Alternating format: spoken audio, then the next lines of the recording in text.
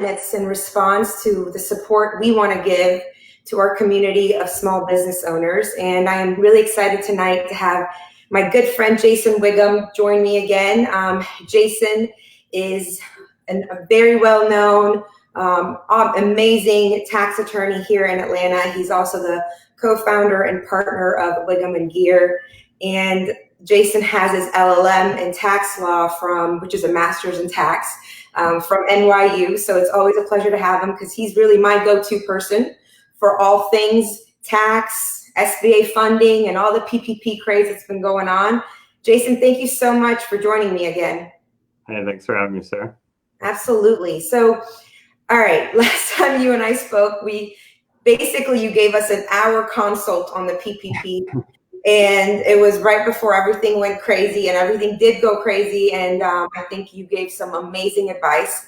Today is April 20th, 2020. And it's important to note the date because things are changing every day.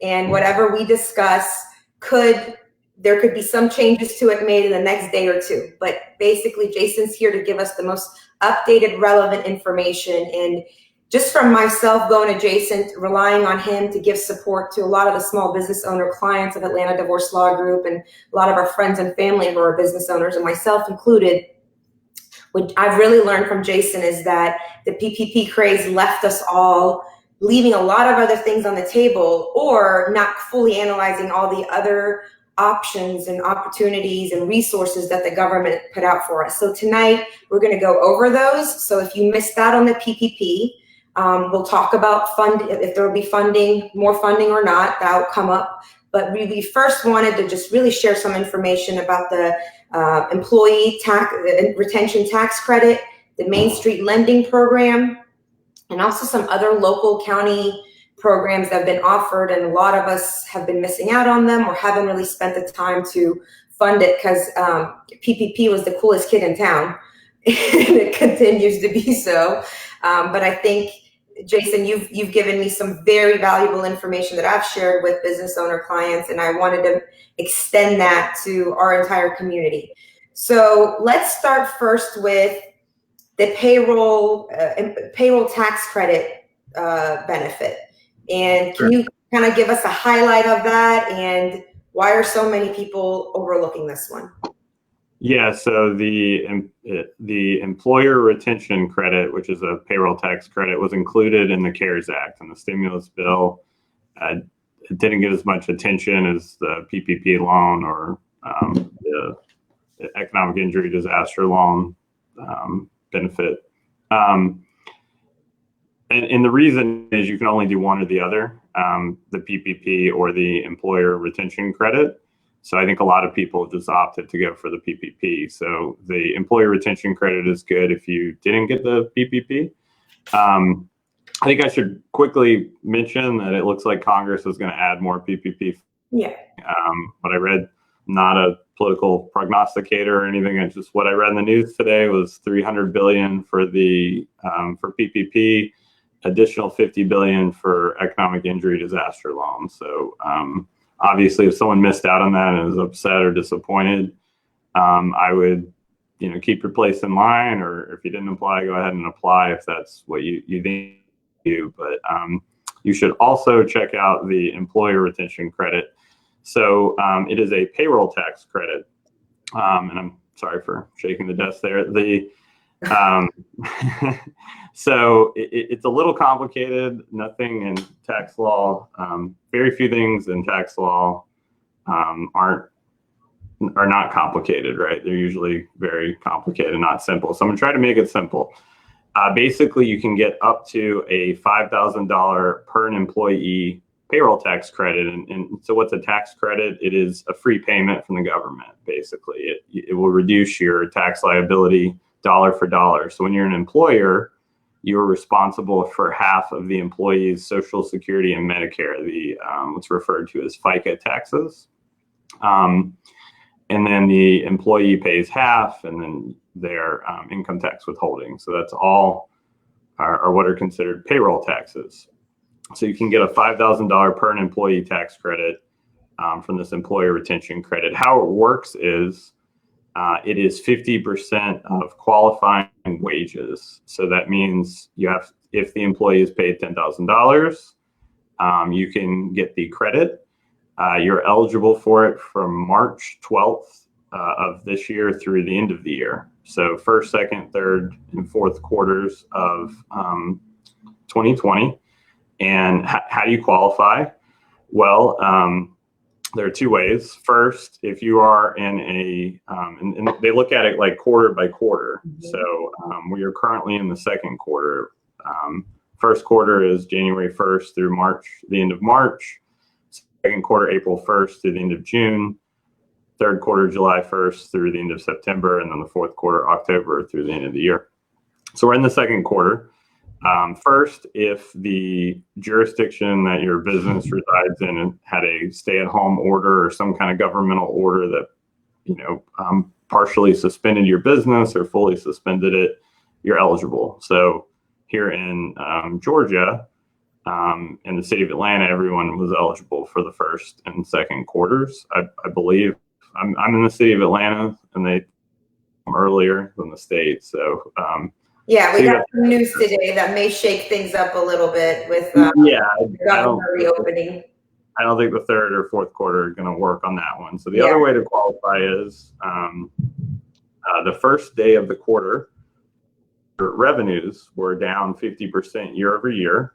You are now eligible. So you can qualify either way with a stay-at-home order or a decline in revenues. It doesn't have to be both decline in revenues and a stay-at-home order. One or the other will do. Right, exactly. So, once you get the decline in revenues qualification, you keep it until your revenues are 80% of the prior year. So it's possible one could qualify and then keep it to the end of the year. And so the goal would be to try to get, $5,000 per employee. Because that's the cap. It's $5,000 or 50% of their wages per quarter, whichever is the lesser of the two. 5,000 total, not per quarter. So if you got 5 in second quarter for Joe, the employee Joe, you don't get it for Joe in the next quarter. Right. But if you only got 2,000 for Joe in this quarter, and then you could get 3,000 in the next quarter. So the interesting thing about it is you can get the benefit now, so you could just stop paying your payroll taxes. Typically you run payroll, your payroll company that you use will pull the funds out of your bank account on the same day that net payroll is taken out to pay the employees. So you could ask them to stop doing that because it offsets the entire payroll tax liability, not just the employer's share. It offsets everything. And if the credit exceeds your tax liability, which is really possible for a lot of people, they will refund the money to you. So then you can actually get cash back from the government. Yeah. So if your payroll tax liability was $5,000, but the employee retention credit was $15,000 for the quarter, you would get a $10,000 check from the IRS. And so for a lot of people, they were paying wages on March 12th, and they're eligible through today. So you're talking the first and second quarter. First quarter return is due by the end of April.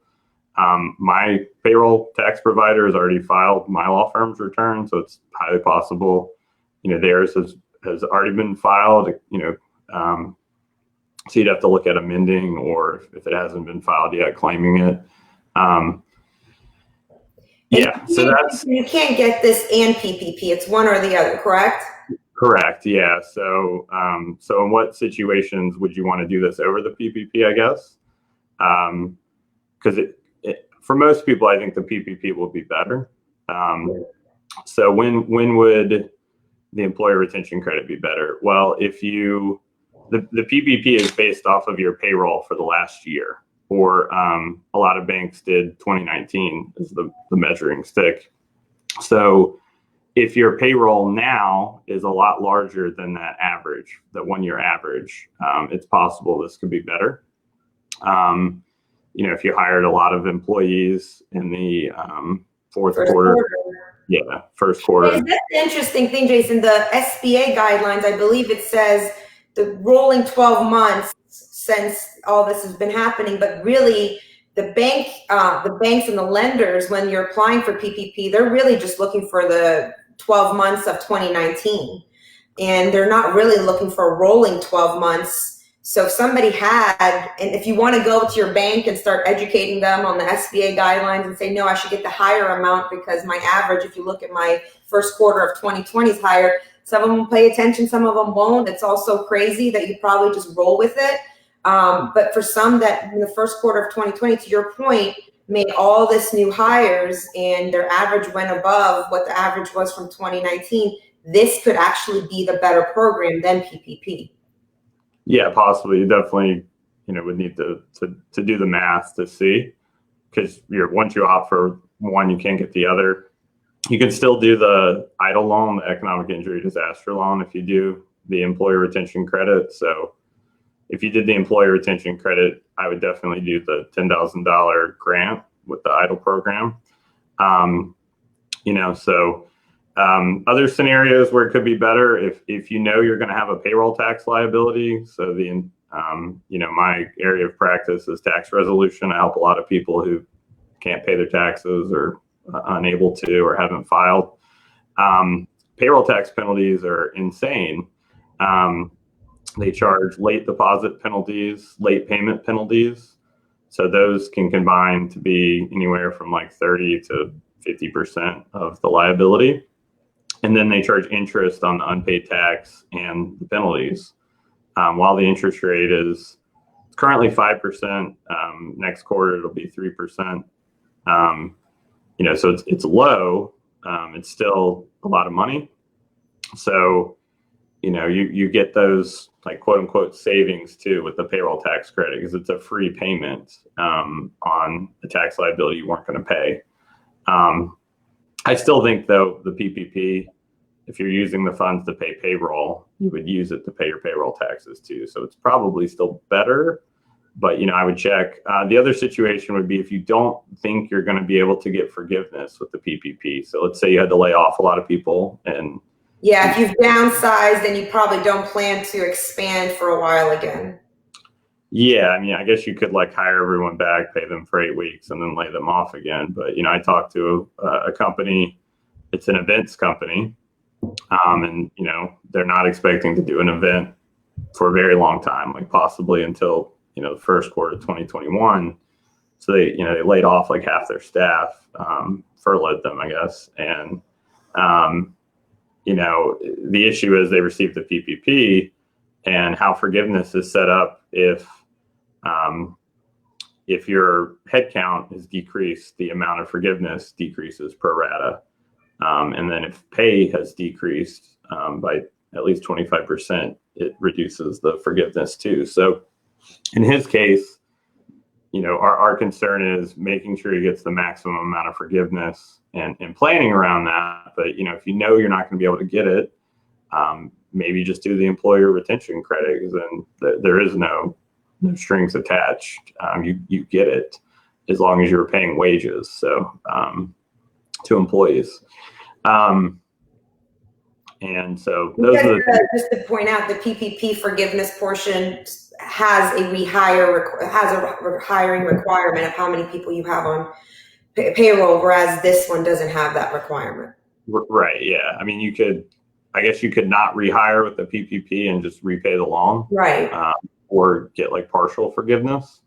But yeah, there are no strings, no requirement like that with the employee retention credit. So that's another benefit to it.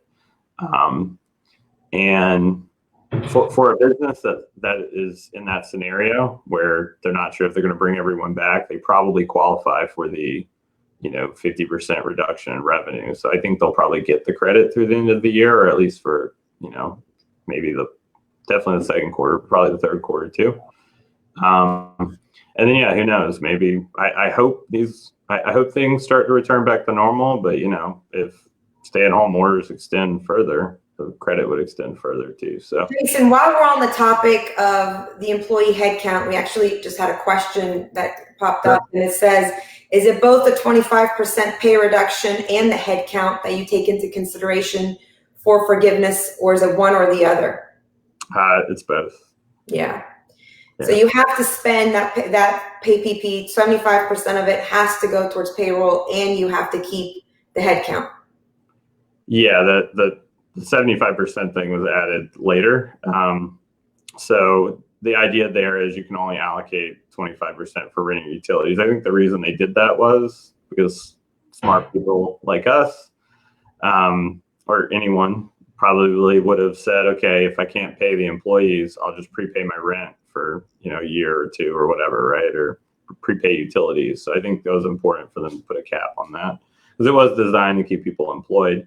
But yeah, out of that 75% of the loan that is being used for payroll, if you want that payroll portion forgiven in full, you have to meet the headcount reduction requirement and the pay requirement. So pay can be reduced, just not more than 25%. And look, if you don't even meet these fully, it's just a pro rata reduction. So it's not like you lose it completely, but you just don't want any surprises. If you're going to be stuck with a 2-year loan, you want to make sure you're able to repay it.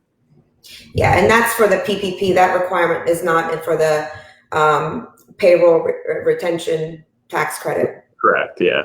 And like I said, you get this now. You would just stop paying your payroll taxes, which probably for like if you're a successful human being who plays by the rules, not paying your taxes probably sounds wild to you. Yeah. But I represent people all the time who willingly don't pay their taxes, so you're in good hands. And some people may be eligible for this already from Q1, correct? They may be eligible for a deposit already. Correct. Yeah, they probably already paid the payroll tax funds, but you can at least get the benefit when the first quarter return is filed, or we could amend it. We could look into that. Okay. So that's with the payroll tax credit. Let's talk about another program that's designed for a little bit more mid-size business, small to mid-size businesses, which is the Main Street Lending program, which is not getting any attention at all, but for some successful businesses who are hurting, who were successful and are hurting bad right now, it's huge. Can you go over the highlights on that? Yeah, and I think the reason it's not being advertised as much currently is because we're still in PPP madness. Yeah. And I think banks are very excited about this program. I think you're going to see bankers, because it's administered by banks. So you're going to see a lot of commercial bankers start pushing this on their clients, I think. So this is a loan backed by the Federal Reserve. Yes. Given to you or presented to you by your banks. Yeah, or you could approach them. They're not, my understanding is they won't be available until maybe mid-May. The banks are currently negotiating with the Federal Reserve. The Federal Reserve is going to issue guidance. Like they announced the program, put out terms, and then is being worked behind the scenes currently, is my understanding. So it is it's 2 loan programs, one for like a brand new loan, and then one that will sort of refinance your existing debt and give you new money. $600 billion. So a very large program. The qualifications are, you can do a much larger business than the PPP. So up to 10,000 employees and 2.5 billion in revenue. So definitely small and medium-sized companies. Right now, the minimum loan amount is $1 million. I read in the news that banks are negotiating to get that down to 100,000, which I think would be very good. It's a 4-year term. It's an adjustable rate. So it's the Federal Reserve rate plus 2.5 to 4% interest. I don't know if that's going to be like the PPP, where in the CARES Act, it said up to, I think, a 4% interest rate, and then the SBA settled on 1%. So I don't know if the Federal Reserve will pick something in that range, or if banks are going to compete on that rate.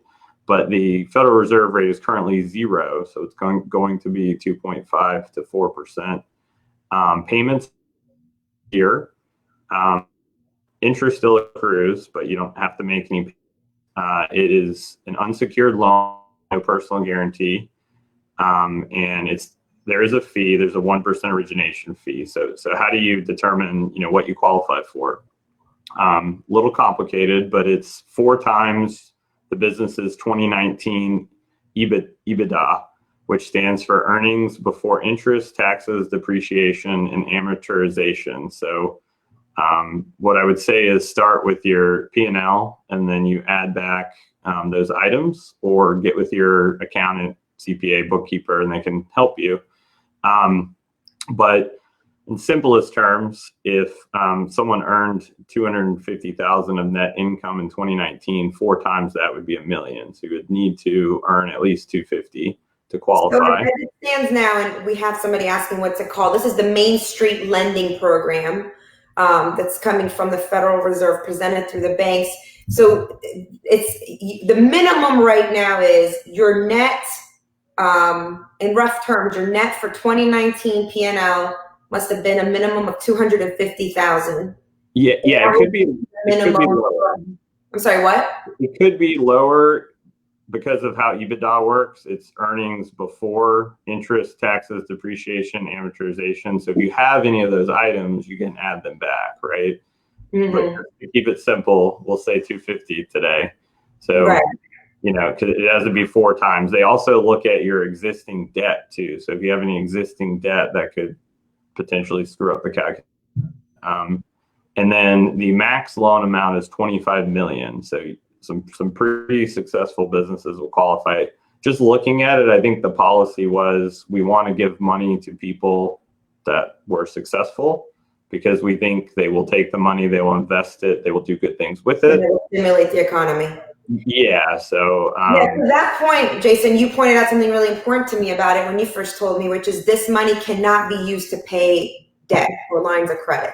That's correct. Yeah. So you have to attest to the following things. I'm just going to read it because I won't get it right if I try to go off the top of my head. So, the company attests that the financing is due to the pandemic. The proceeds of the loan, they'll use reasonable efforts to maintain payroll and retain employees. Doesn't appear to be a requirement. You just have to use reasonable efforts. I mean, obviously, with that amount of money, I think you would, if you're trying to grow your business, that you meet the EBITDA leverage condition, and that you will follow the compensation, stock repurchase, and capital distribution restrictions that were contained in the CARES Act. So for most people, that's not going to matter, but for larger businesses, that's something they would need to look at. It's kind of complicated, so I don't want to get into it today. But yeah, your question was, you couldn't refinance debt. You can't. There, with the new money program, the other program, there is the ability to do so. But the idea is it's new money. They want you to do new things with it, right? Not, and you also have to attest that you're not going to cancel your credit lines and do some other things too. But if like I talked to a business owner, he grows via acquisition. And so he views this as a way to go out and acquire a bunch of new companies that, maybe now will be cheaper than they were a year ago. And the cost of the loan is so cheap that it will be, this amazing. Is incredibly cheap money without any personal guarantee. I mean, we're talking up to possibly $1 million loan, 1 year deferment, 4-year term, and anywhere from 2.5 to 4% interest rate that's deferred for the first year. I mean, that's right. Insane. But I think it's also important to know that when you analyze it as a business owner, do you have the infrastructure? Do you have the financial resources or the investment savviness to get that money, that cheap money, and get it to work for you within a year before the interest starts kicking in? Otherwise, you have some large monthly payments to start making after a year on it, which I understand for some people. They're probably at the boat they're in right now. They're like, give me all the resources and then I'll figure it out once the dust settles and I've gotten myself, to a safe harbor. But I also think that, it's just important to be mindful of any debt we accrue during this time. and we use it to grow, and because that's really what this one's made for. Now, Jason, do you think there's any hope? Because a lot of people will not meet that 250,000. Well, today we're calling it the net from the P&L, but they really need their bookkeeper or CPA or tax attorney to go and look at the numbers and make sure that they're getting the right calculation. But a lot of people won't meet that requirement of what they actually brought in last year. Do you think there's any hope that they'll reduce that requirement and create smaller size loans with those same benefits for smaller business owners? I mean, that's what the financial institutions want, and I think they are pretty effective at lobbying. But I have no idea if it was lowered to 100,000, you could have 25,000 of net income to qualify. So I could see the requirements changing. I could also see the personal guarantee requirement changing. Maybe it's up to a certain amount. You don't have to. This is one of those where our disclaimer comes into play. We're reading information as it currently exists today. With the PPP, things changed a lot over the next 2 or 3 weeks between the time we did the last video. So, right.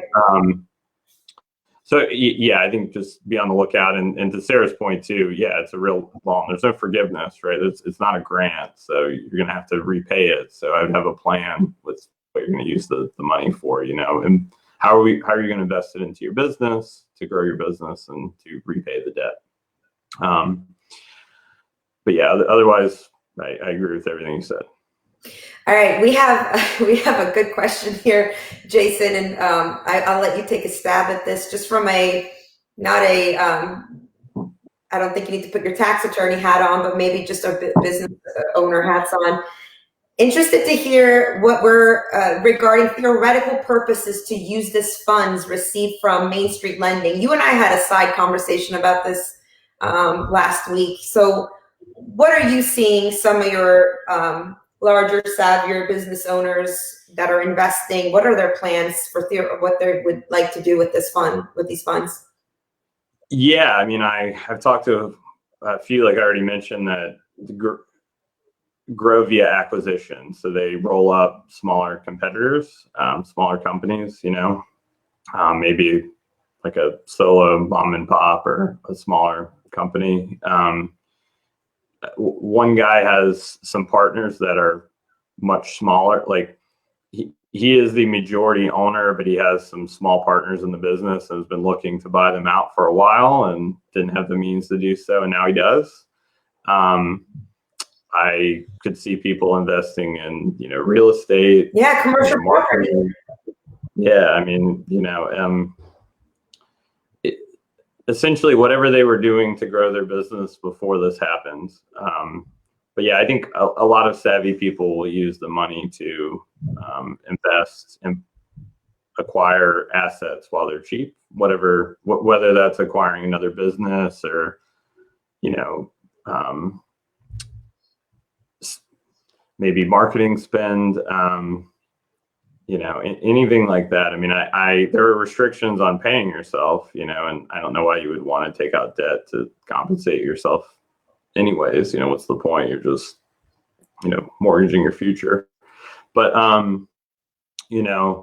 otherwise, I think investing in anything new, anything beneficial for the business. I mean, if the questioner has something in mind, I'm happy to. Well, I think a lot of attorneys, this is or any professional services where we aren't working virtual and we do have actual office spaces that we meet clients out of, and we know for as long, I mean, despite COVID-19, my office space isn't going anywhere, right?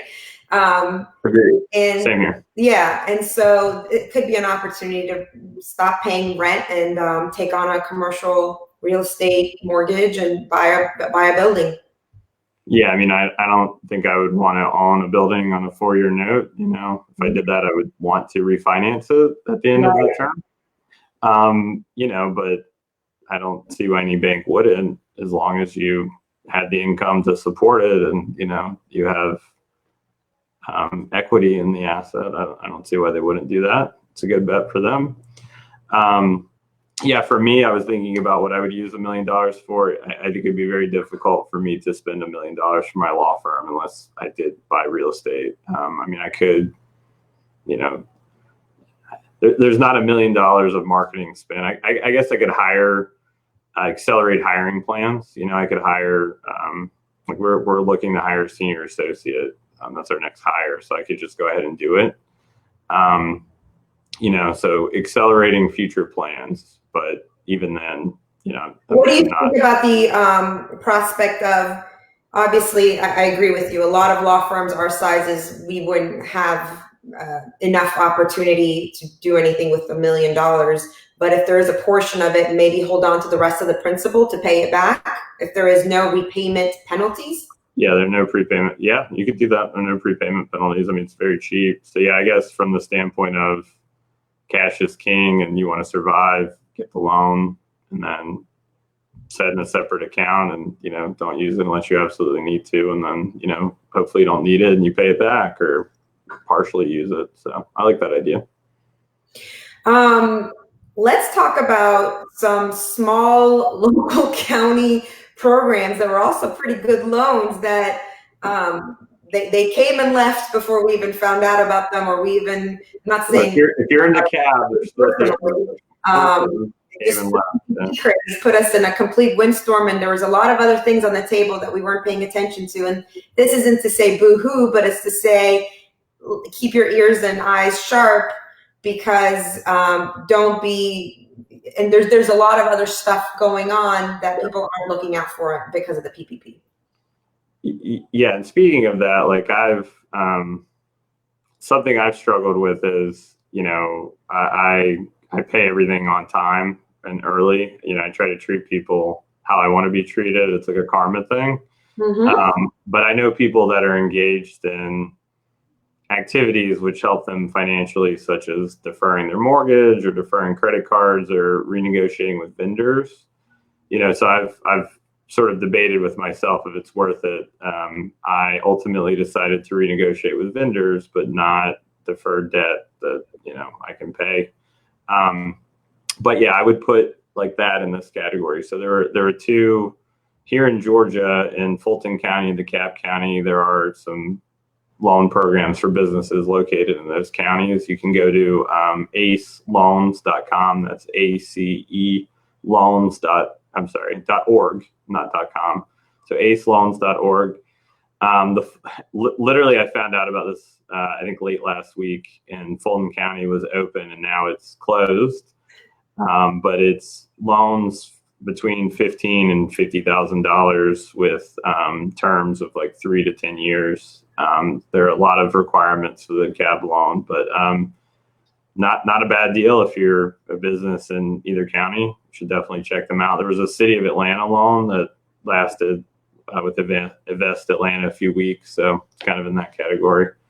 But yeah, I think just taking advantage of opportunities when they arise. I agree with you. Yeah, and if you're not in Georgia, if you're whatever state you're in, you're watching this, you may want to just start looking up the different county or city resources and see what the county and the city are offering in addition to the SBA relief programs. Okay, let's get back to the most popular kid in the room, which is PPP. There's been, like you said, I'm not a political head, neither are you, but just anybody can turn on the news and see that they every hour they're this close to closing the deal. Every time you get an update, it just, they use a big, stronger adjective for close on how much farther they're along on closing the deal. But can you give us the latest update on what you saw on the refunding the second round of the PPP funding? Yeah, so it appears, because there's bipartisan support and because they were negotiating this weekend, that that by Thursday or Friday, both the Senate and House will pass another stimulus bill, including $300 billion for the PPP program, payroll protection program, and another $50 billion for the economic injury disaster loan program through the SBA. which also ran out of funding around the same time the Payroll Protection Program did. My tips there, they've released data on who processed loans, and most of the companies have too. And then I've watched it with my clients. So the people that received funding that I've seen were either very large loans. So I'm in a business owners math group, and I am by far the smallest business. And everyone in the group who got loans well in excess of $1 million, they all got funded. Yeah. I think large banks prioritized large dollar amounts, which I don't blame them. It was more efficient for them to do so. Maybe not like morally or ethically right, but I understand why they did it. Smaller local banks, all my clients used them. Most of them got funded, and then these like third-party lenders I talked about before. So some of the ones I mentioned before, I don't think did a very good job, but the ones who did, readycapital.com. Yeah, I stand by ReadyCap. They were very responsive and very quick. And Lendio.com. Lendio did the highest volume on loans. They are not a lender. They get paid referral fees to connect people, basically. They're a broker. And Lendio was sending a lot of people to Ready Capital. They both have very easy to use portals that you see progress, which is nice. Yeah. I mean, if you've already applied, I think I would find out if you're in line. If not, I would go ahead and apply. I think speed is the most important thing here, because I haven't seen what the projections are on the 300 billion, but coming in, like when we had our video, we knew the original tranche was going to run out. Like that was known. So for me, it was important to cast a wide net, and whoever was first would get my business, and that's what happened. And then I had a lot of self-employed clients who were disappointed. So if you were self-employed, you weren't able to apply until a week later, and then the funds ran out. Well, it was a week later, but then the SBA delayed their guidance. So then it ended up like it was supposed to be Friday, and then it was the Monday after, or maybe Tuesday after, and then the funds ran out like 2 days later. So they basically all got screwed. So I hope some of those people get funding, because many of them are hurting. Some of these, and we have a question. Somebody said it's Lendio and what? The other one is ReadyCap, Ready CAP. Some of these, like ReadyCap, they got the queue started before they were receiving applications, and then they actually honored their queue. Chase did the same thing. They started a queue, and then they actually honored their queue. And now the question is, the people that you went in on a queue with, are they going to honor their queue, or are they restarting the queue? We don't know. Company by company, and I think bring myself in their shoes. The best advice I think you gave on that first video we did when we talked about PPP, and I followed your advice, and it really worked out to my benefit, is put out as many lines as you can. Don't put all your eggs in one place. And what I found was, for one company, we went with our known bank, Chase, and they took good care of us. For our other company, we didn't have a relationship with Chase for them, and we tried Wells Fargo. We put out ReadyCap. We put out a number of other lines out, and Wells Fargo failed us, and whatever, ReadyCap picked it up. So I think that it's important for people to know to put out as many lines, follow Jason's advice on that. And at the end of the day, I didn't see any repercussions with that. It's really who gets an SBA app number first that matters, correct? Yeah, I mean, I would be very skeptical of someone that gives you advice not to move quickly. That's all I would say there. I applied at like 4 different places. And I actually found out I got the loan because I went to a local bank, and I had an in where they would apply for my law firm right away. And so I found out very quickly that I already had an SBA loan number. I had not heard it from the 3 places I had applied. I literally found out from the 4th one. And I apologized to them. I was like, look, guys, if I knew, I would have obviously not wasted your time. But no one communicated that to me. It was, very poor. And then literally the larger bank is the one who came through. I was surprised, but there were no, there were no repercussions for me applying through multiple places.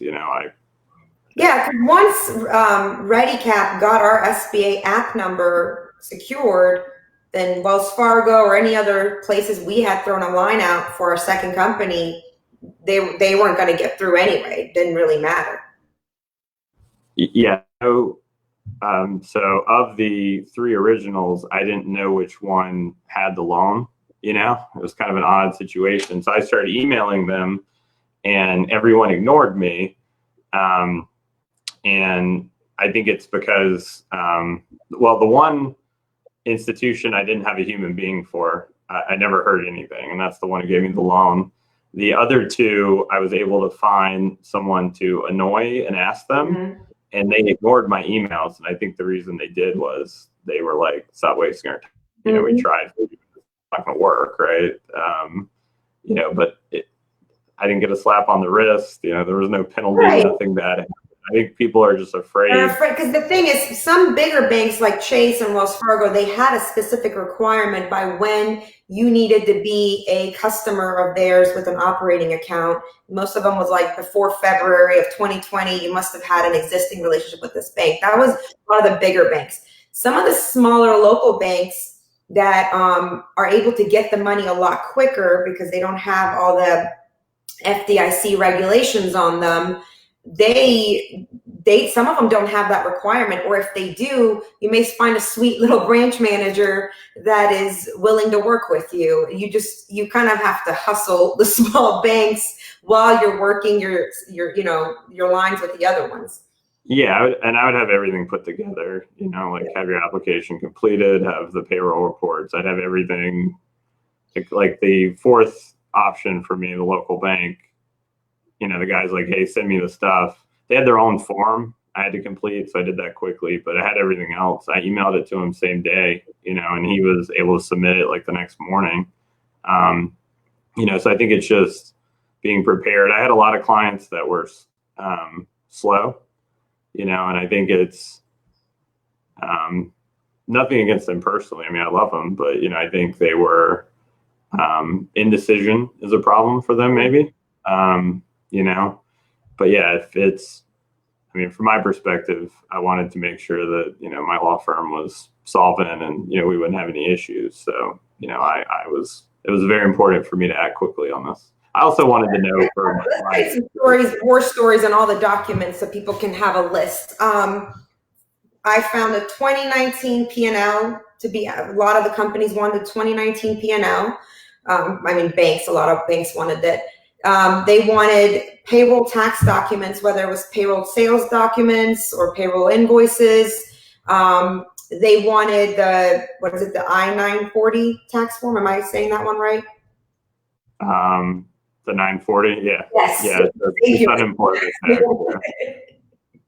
Sorry, you're actually the anti Mr. Government tax. No, it's fine. No, you're good. So yeah, I'd agree with all that. Yeah. And the EIN number, the date the organization was formed. And to Jason's point, a lot of them will use sort of their own form, but if you have already prepared the SBA app for the PPP, then you can kind of follow what you've already prepared to answer the questions they ask you. So I created a spreadsheet. Like when the act was passed, I just read it and started creating an Excel file, which I edited a lot, by the way. But I completed that ahead of time, and then I thought about, okay, for each, and this is how I approach like an IRS audit or just negotiating with the IRS in general. Like what document do I need to prove this number? Because they're very formulaic. So if I can prove the number each little number to get the outcome I want. That's how I succeed. So here, I had to prove payroll, gross payroll, and then because of the $100,000 per employee restriction, you have to prove what you pay each person, and then you can include healthcare benefits. So I had to prove what the group healthcare expense was for the last year. You can include retirement, and the SBA later clarified it was any type of retirement. So like we have a 401k with a profit share, and I share profits every year, and it's a substantial amount of money. So I made sure to include that. And then the reason you had to do the 940 form, Sarah, is because you get to include state and local taxes too. So you pay taxes to the feds and to the state of Georgia for unemployment. So that came from there. And most banks would do the list of documents to meet those items, but just going in, I was like, okay, what proves each? So like health insurance, I had my P&L, I highlighted the line to make it easy for them. And then I went into my health online account for my health insurance provider and just printed off the billings for the last year. Like there was a billing history. Retirement was easy. There was a line item on my P&L, but I logged into my 401k administrator account and printed off the contributions. I could sort it by whatever time frame I wanted. And then just the payroll report breaking down the payroll by employee. And then, if they wanted the payroll tax, I would include it too. I downloaded all of that. I put it in a file. And then whenever I applied, it was just dropping whatever files were needed. Yeah, because you actually do end up physically not physically, but uploading these documents virtually to the computer. So it's good to just have them prepared in a file to go and upload them up. Jason, any final thoughts on the second round on PPP? I would move quickly. I think hopefully it won't go as fast as it went before. But and look, if you're in the second round, you might be better off because it's 8 weeks from when you fund that you have to spend the money. So maybe the being pushed out some there will be more guidance. You'll have a better idea of what you need to do. So it's not the end of the world. But if you're really hurting, you need the money, I'd move quickly. And then if you're self-employed, you do have to. It's based. So the guidance for self-employed individuals is that you have to use your net income from 2019. So if you're self-employed, you have a Schedule C attached to your tax return.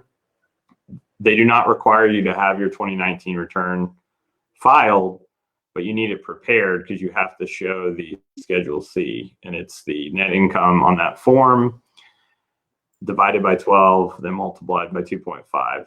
And then it's the same formula for forgiveness. So the good news is whatever the number is for the self-employed person, they're going to get forgiven. There's no question there if they don't have employees. If they have employees, it's a little bit different. But so it's a long way of me saying get your tax return prepared ASAP. And then they required you to prove revenue. We were taking the position that if you have accounting records, that should be enough. The guidance indicates they make bank statements. So I asked all my clients to send me their bank statements too, just in case. And then you had to prove you're in existence in February 2020. So I would have all clients give me a bank statement for February 2022. So I would just start putting that together. For the self-employed, I could see that being a big problem. Most of my clients wait until the last minute to file their tax return because they're not paying it. And look, I always extend and file at the last minute because I hate paying taxes. So I get it. But I would go ahead and get that done. If you don't have it done, hire someone and, get on that. But other than that, I don't have anything. If anyone has any questions or, needs help looking at these options, it can, reach me at 404-233-9800 or email me at so first initial last name right below at wiggamgear.com. So last name and then GEER.com. And that's also the website, wiggamgear.com, correct? That's correct. Yeah. And obviously we're a firm that does tax resolution. So we dispute alleged tax liabilities that are wrong, and or we deal with those tax liabilities that are right that just can't be paid and need to be worked out. And we do bankruptcy too. So Jason, thank you so much. You've continued to be step up and really be a leader in the community and give so much value back. And I know you've helped so many people. I'll just tell you personally, I've shared your information and your resources and the help you've given in our last PPP video with so many family and friends who are business owners, and it's given so many people just something that lessened the overwhelm. And that's really what Jason's gift is, just being so smart and knowing all this tax stuff that overwhelms the rest of us, and he can just simplify it in a way that can be consumed. So thank you so much. And I'm sure you and I will have to do this again at some point to talk about forgiveness or any other craziness that comes out of this next round. Yeah, I'm sure there will be more stuff. So happy to do it. And thanks for having me again. Have a nice night. Absolutely. You too.